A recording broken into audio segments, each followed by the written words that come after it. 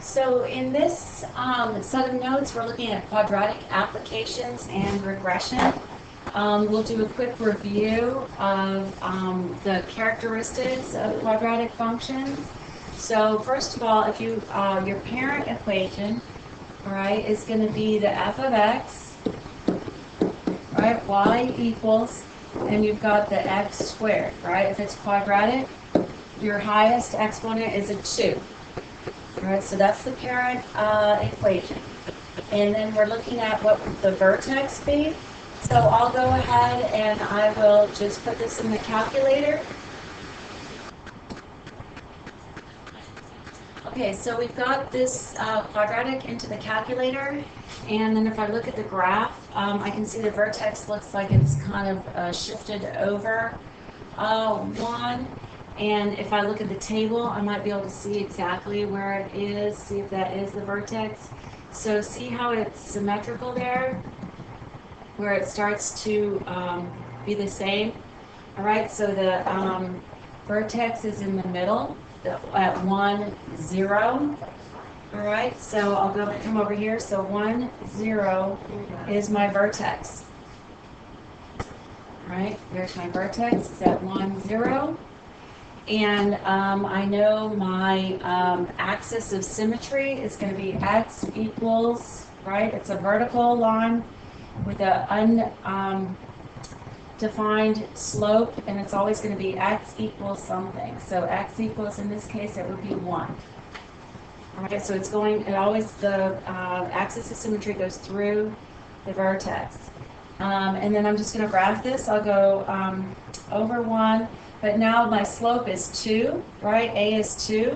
So I'm going to go over 1, up 2, over 1, and then I'm going to double. Instead of 3, I'm going to go up 6. 1, 2, 3, 4, 5, 6.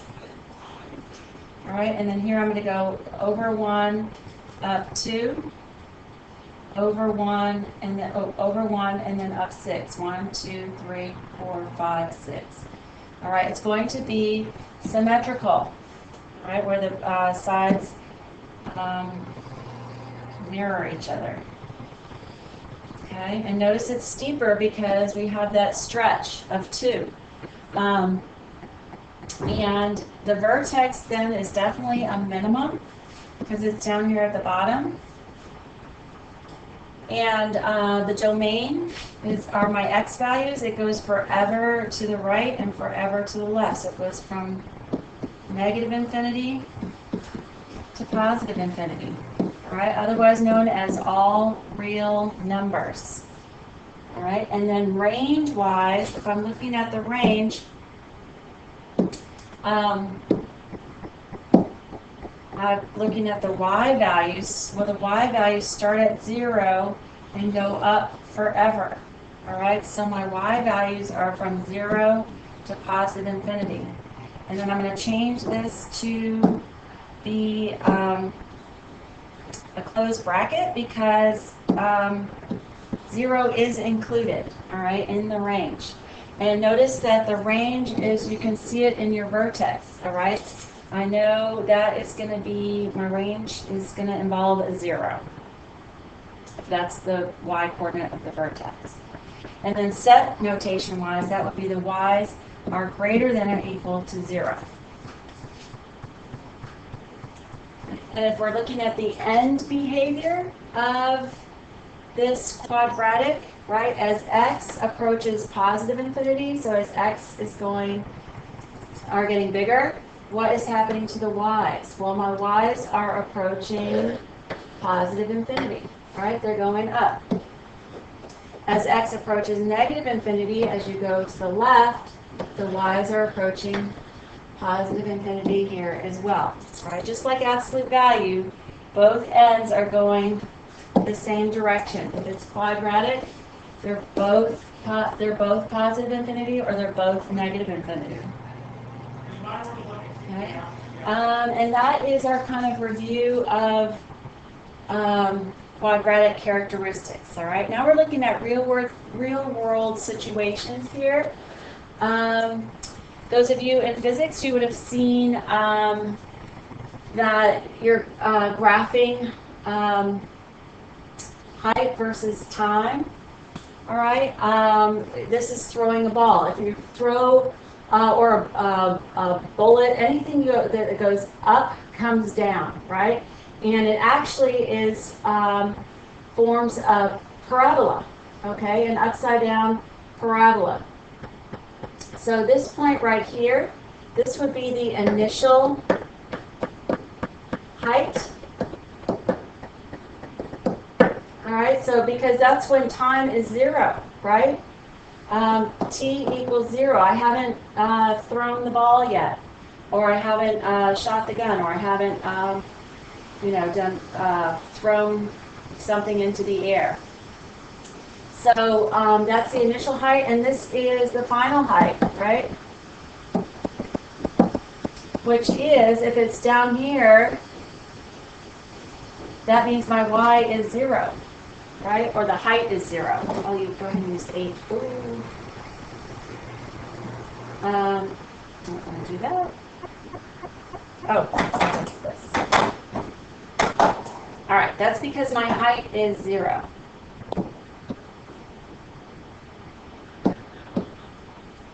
At the end, all right, when it finally hits the ground, all right, final height, if it's on the ground, your height is 0. All right?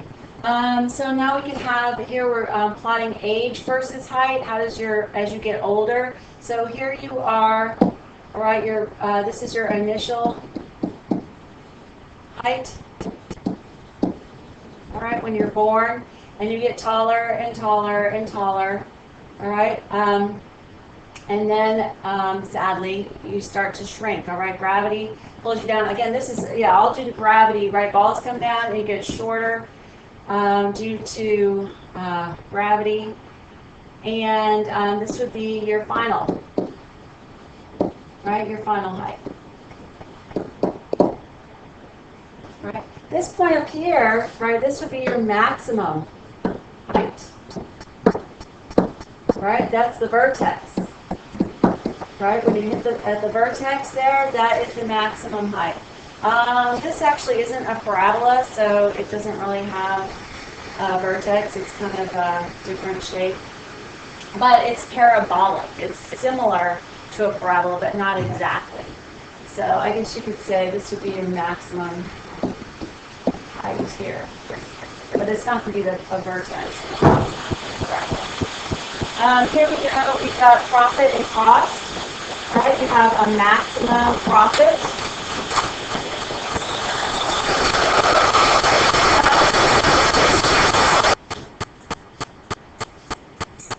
Okay, so you have your maximum profit here, and then you could also have, this would be your maximum of sales over time. So if you, at the 0 time, you haven't sold anything, so you have 0 sales. And then you max out your sales, and then soon you run out of, you have nothing left to sell, so you're over here, right? You have 0, over time you have 0 things to sell. All right, now we're going to look at some examples, some real life examples. You've got the height of an object, so that's h, so this is your dependent variable because it depends on how long it's in the air, all right? And then here you have your equation for how things are going to act. This right here, the -16, that's your gravity, right? That's how fast things are speeding towards the Earth. And so here we go, and it's negative, so it's going to be an upside down parabola. It says find the time it takes the object to strike the ground. So we'll go ahead and we'll put this into our calculator. Okay, so what I have in here is I did y equals, and I put the equation in, and then you do zoom fit, or zoom 10 so that you can see the graph. All right, and you see it's like a parabola. All right, and I want to find the time it takes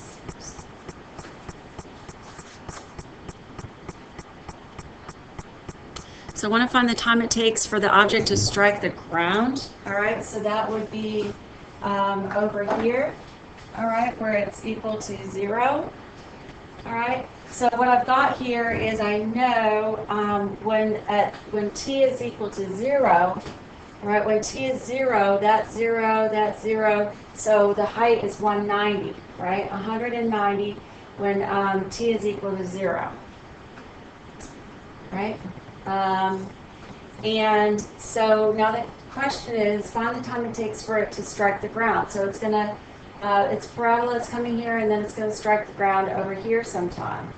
All right, well, that is when h is equal to 0. All right, the height is equal to 0. It hits the ground when the height equals 0. All right, so that's over here. So what is that? That means that is my y is equal to 0. So I'll go ahead and put that on my calculator. So I have y2. I want to know when y is equal to 0. All right. What is the x going to be? What's it when they intersect? So I'll go second, trace, and then number 5 is the intersection. All right, and my first curve is, I'm going to go over, so I'm close to where I want my little spider over here, where I want it to be hitting the ground. All right, so I hit enter, enter, enter. And so that is at 5.98 seconds. Okay, so right here, that would be at 5.98 seconds, and then my height would be 0. Okay, so the time it takes for it to strike the ground would be 5, t equals 5.98, and that would be seconds. Okay, so the maximum height of the object, the maximum height, all right, if this is the height, all right, this is what we're graphing, this is how the height is changing, and then this right here would be the maximum. All right, and so I will just come over to my calculator here and find the maximum. So I'll go second trace. Maximum is number 4. All right, and it says left bound, so I've got to go to the left. I've got to move this little spider.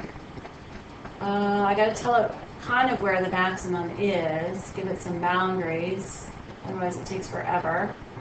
So now I'm way over on the left. Okay. So I hit enter, and then I'm going to go to the right of the maximum.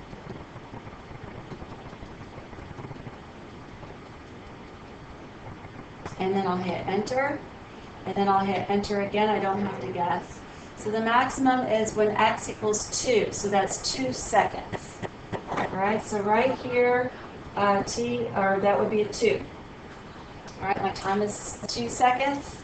And so, well, what is the height? So that's t, right? So I know that t is equal to 2, right? And it did say the height if I go back there. I just didn't pay attention to that. The height was 254. Okay, so right here at 2 seconds is 254 for the height. All right, and that would be feet. If they're using 16, then that would be feet. All right, so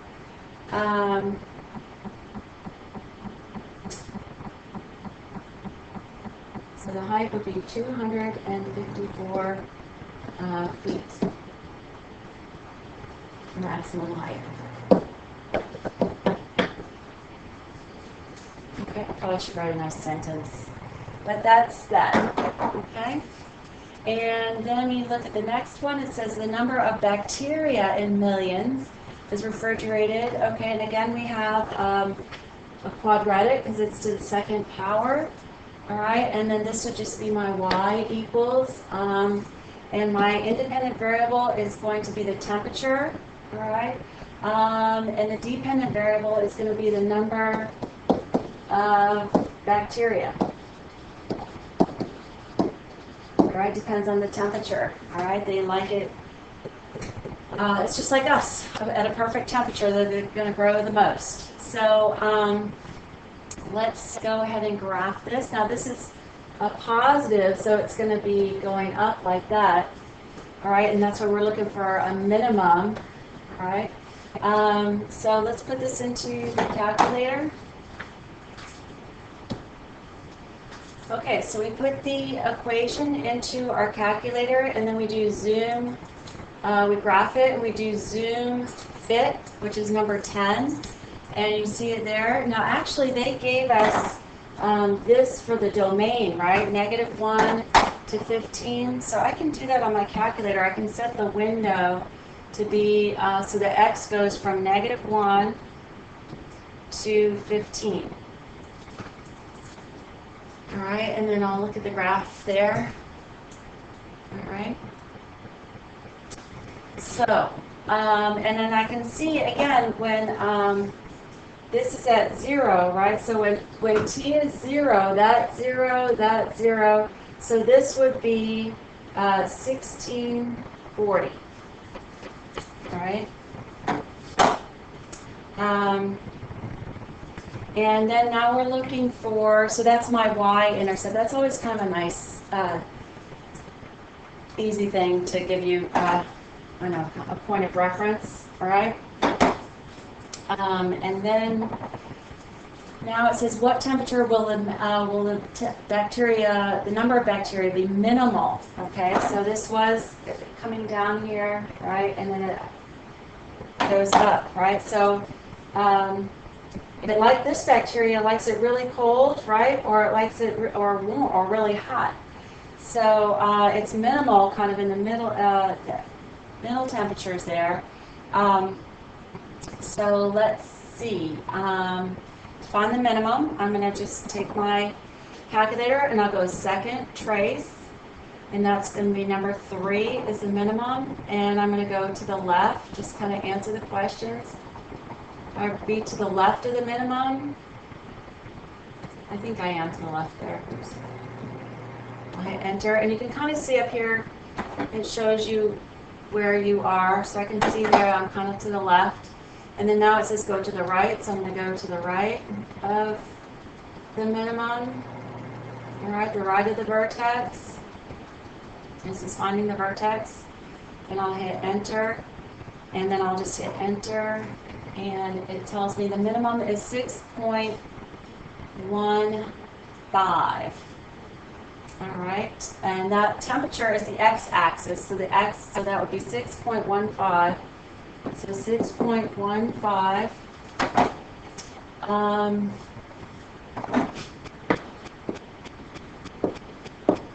And that is, I don't know my unit. What are my units?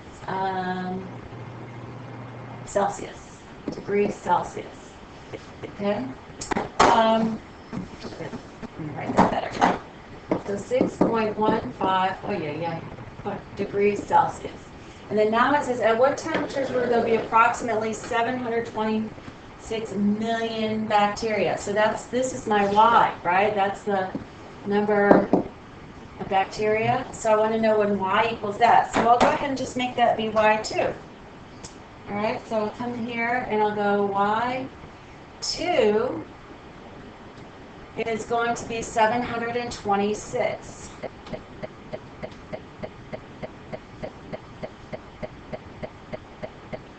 I'm assuming, yeah, this is in millions, right? In millions. So I can just put 726 in there. And then I'm going to do the intersection. So second trace, number 5 is the intersection. All right, so there's 2 points where it's equal to that, right? Remember, 726 is going to be here. So at this point and this point is where I have that much bacteria. All right, so the first one, my first curve, I'm going to go to the, it always finds the closest one, so I'll go over to the smaller one, and I'll hit enter, enter, enter.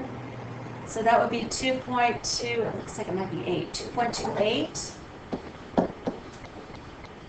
All right, for the temperature, that's degrees Celsius. And then this one over here to the right, if I go to the right, oops, I got to do it again. Second trace, 5, intersection, and then go to the right.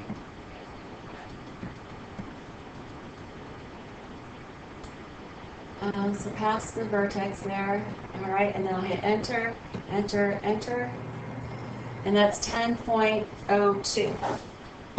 10.02, and that would be degrees Celsius. Okay, that's why it says at what temperatures, right? Is there that much bacteria? All right, and so these would be your two solutions. Okay, very good.